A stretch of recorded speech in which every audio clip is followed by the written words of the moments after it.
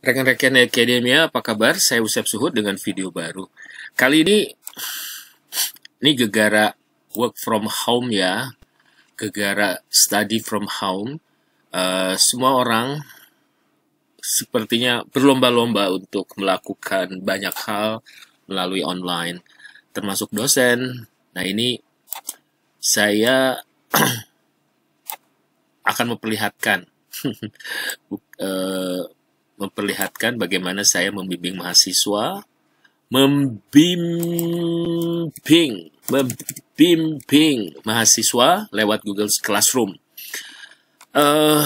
Mungkin ada platform lain yang lebih keren di luar ini, tapi kali ini saya ingin memperlihatkan kepada Anda dengan cara menggunakan Google Classroom. Google Classroom ini saya udah gunakan beberapa tahun yang lalu ya. Ini semua mata kuliah ada di sini, jadi untuk menyimpan tugas-tugas mahasiswa tidak lagi mengirimkan tugas dalam bentuk tulisan, dalam bentuk cetak, tapi dalam bentuk dalam bentuk digital. Nah ini ada satu folder khusus di mana saya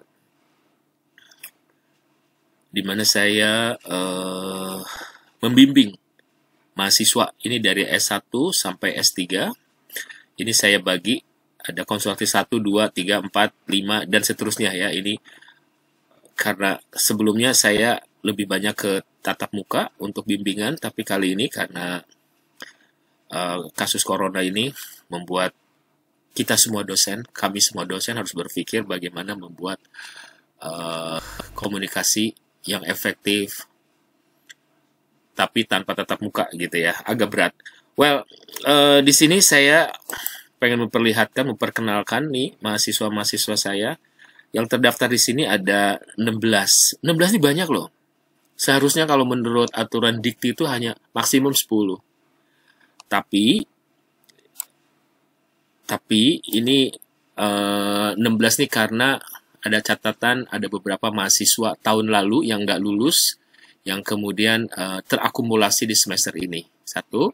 Terus yang kedua, kebetulan ada teman saya yang sedang studi lanjut ya. Jadi saat beliau masih membimbing, beliau studi lanjut. Jadi sebagian dari bimbingannya beliau itu saya yang pegang. Nah, sekarang, namun demikian gitu kan, tidak semua di sini saya buka konsultasi 1. Ya ini yang minggu dari 12 ya, dari 12 orang ini dari 16, 12 belum melampirkan proposalnya. Jadi ini masih pada tahap-tahap proposal. 3 sudah masukin, 4 sudah masukin, 1 udah saya komentarin. Nah, dari yang 3 ini saya akan cek siapa saja. Ya, ini ada Tri Adi, ada Tito Hadian, ada Ricky Humisar. Saya akan cek dari sini dulu ya. Nah, Ricky ini anak bimbingan saya. Ya, dari percakapan WA waktu itu, kemudian berkembang. Kemudian ini anak S2. Ricky ini mau ngomongin soal willingness to buy, ya, purchase willingness mobil buatan Cina. Karyanya udah sampai sini, saya pengen komentarin beberapa. Nah ini saya minta Ricky ini membuat model, grand model sebetulnya, tapi ternyata seperti ini. Jadi saya harus komentarin. Yang pertama, saya selalu concern dengan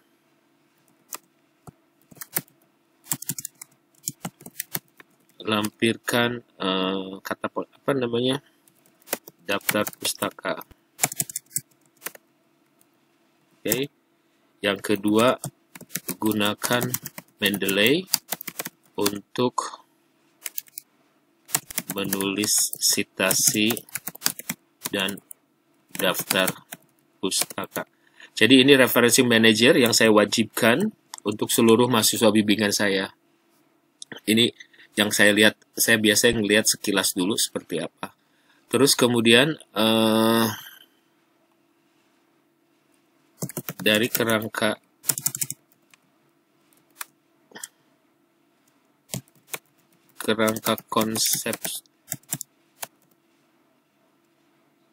konseptual harus menggunakan panah yang menghubungkan satu variabel dengan variabel lain. Oke ya. Terus komentar saya yang lain yang bisa saya lakukan di sini adalah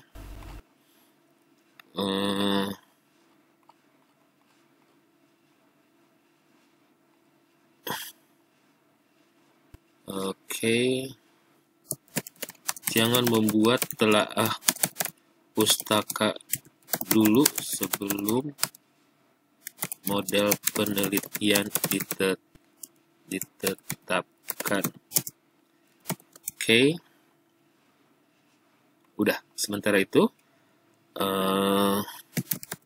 perbaiki dan unggah hasil perbaikan pada folder konsultasi 2. Ini supaya bisa return, nilainya saya kasih 0 dulu ya.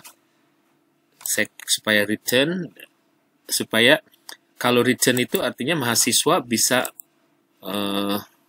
mengembalikan ya. Ini 0 bukan berarti tidak ada nilainya, tapi ini hanya untuk coding bahwa ini belum selesai. Nah, kemudian yang kedua, kita lihat, ini bab 1 sampai bab 3 nih, udah masuk ya. Kita cek dulu. Ini Tito ini udah beberapa kali ketemu. Kita lihat apa yang bisa saya komentarin.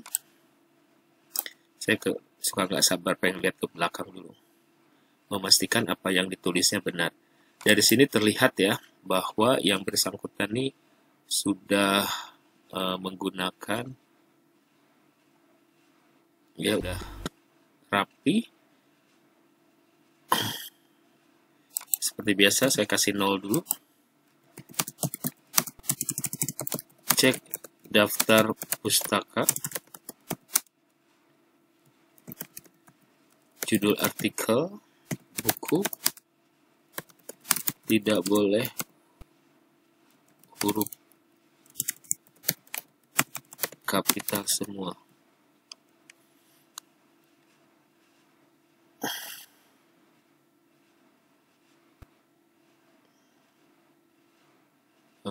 No title. Ini apaan ini?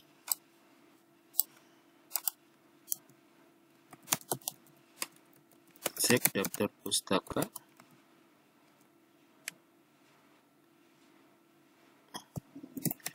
Lupiyodi 2013. Mengapa tidak ada judul? Ini bisa saya maklumi tidak ada judul karena biasanya kita kan kita buka Google Scholar, langsung kita import si judul buku atau artikel. Nah, ini kemungkinan si mahasiswa ini tidak merecheck ya. Oh, ini tidak ada Lupiyadi, ternyata juga, terus kemudian Huriati ya. Huriati 2014.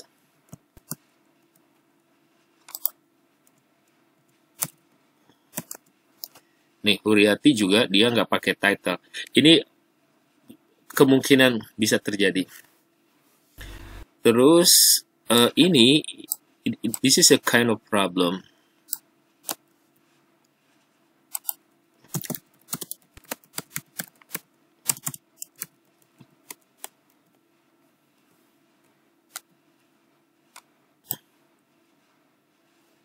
Saya menyebutnya apa ya? Link ini tuh link profil perusahaan. Link website harus pakai author. Ini nggak bisa. Ini misalkan ini website dari mana nih? Ya nama websitenya aja, nama perusahaan yang ditulis gitu ya. Ini nggak bisa begitu. Kita komentarin lagi yang lain.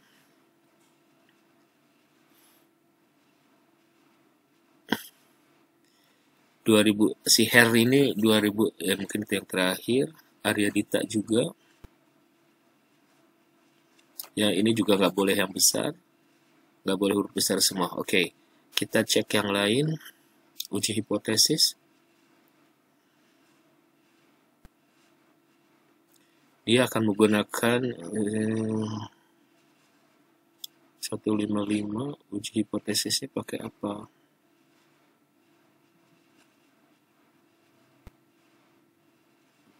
Uji pengaruh langsung. Bab 3. Fokus pada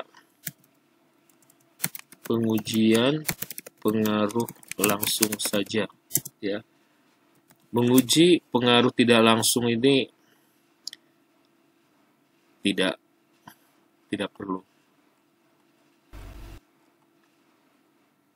Kesesuaian model.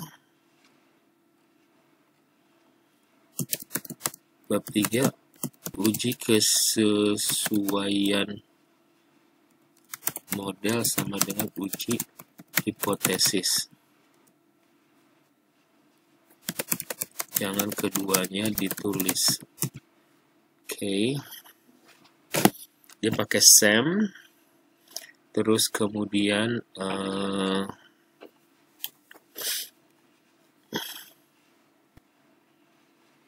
oke. Nomor 6 masih bab 3. Tentukan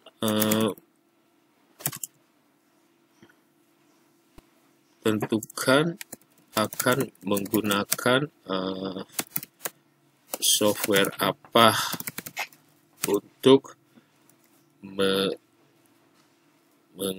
menghitung ya, untuk menghitung SAM. Oke. Alright, berikutnya adalah ini saya nggak baca dulu line by line-nya.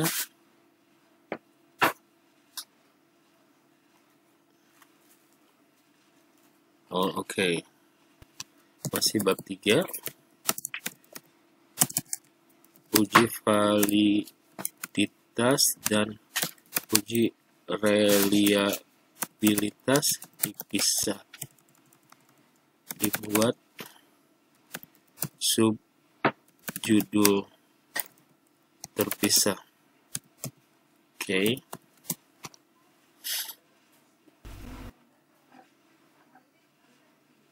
Deskriptif oke. Oh, menggunakan Listrel.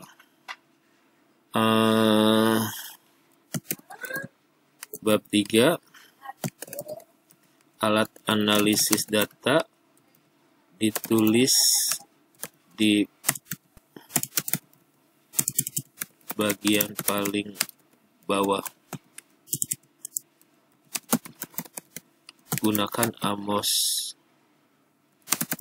bukan Listrel. Oke. Kemudian setuju, sangat tidak setuju, KS kurang setuju. Bab 3. Untuk skala Likert gunakan 6 poin. STS sangat tidak setuju. TS tidak setuju. KS kurang setuju. Jangan kurang setuju. Ini kan 5 ya. 5 itu mestinya gini, STS 1, SS 5, TS 2, S 4.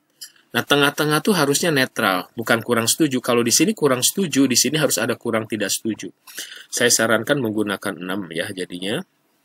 Tidak setuju, nah ini sedikit, mungkin sedikit tidak setuju, jadi sedikit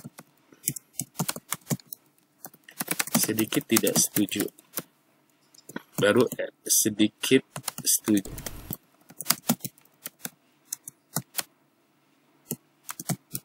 Setuju, sangat setuju. Alright. Nah, kemudian yang 10 yang bisa saya komentarin dari proposal ini,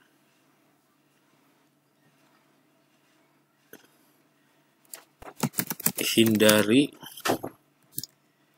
penulisan definisi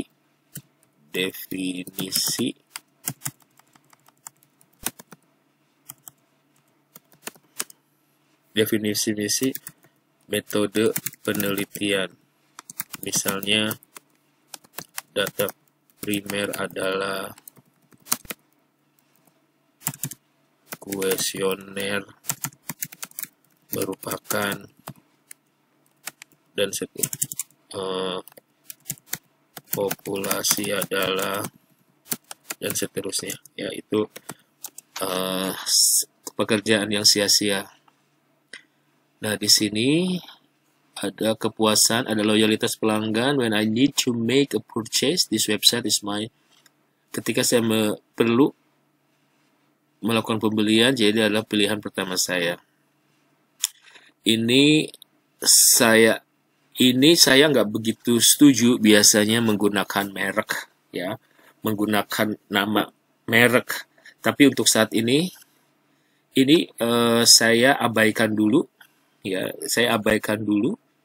Saya pengen lihat dulu keseluruhan seperti apa, baru nanti kita kembali lagi. Kemudian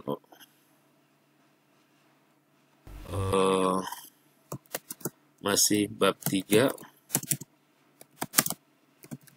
operasional variabel.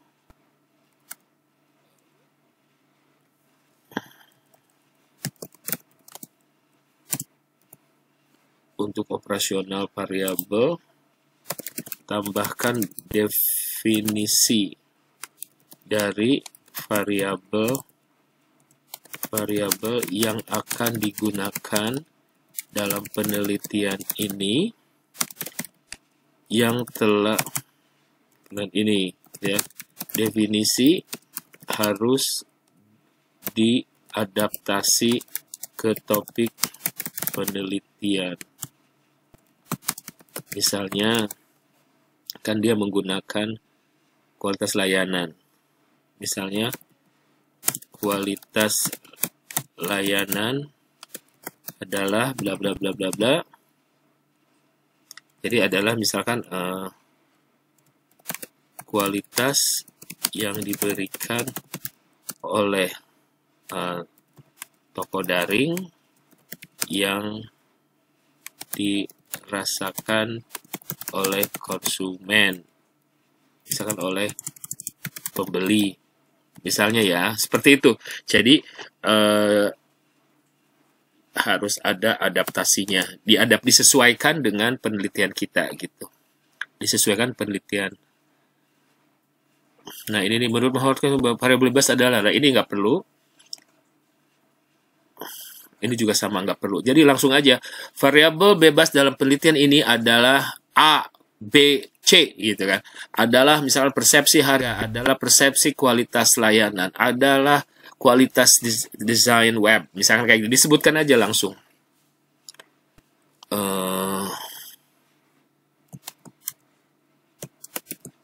Bab 3.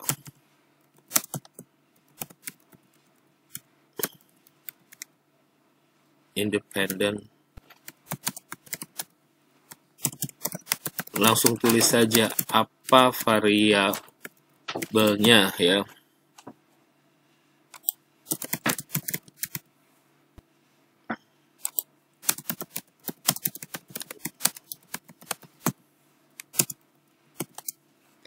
Alright.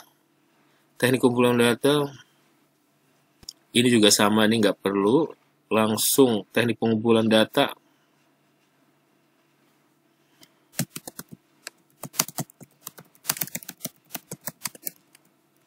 Langsung tulis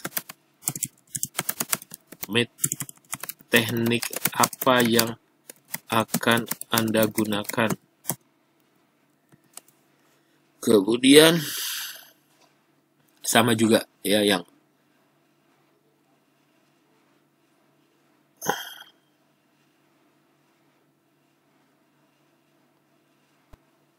ini saya abaikan dulu, sampel juga salah, populasi juga salah.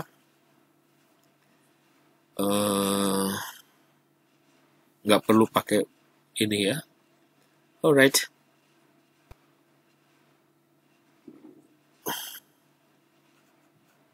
Ya, ini waktu juga salah. Waktu bab 3 dulu. Waktu penelitian adalah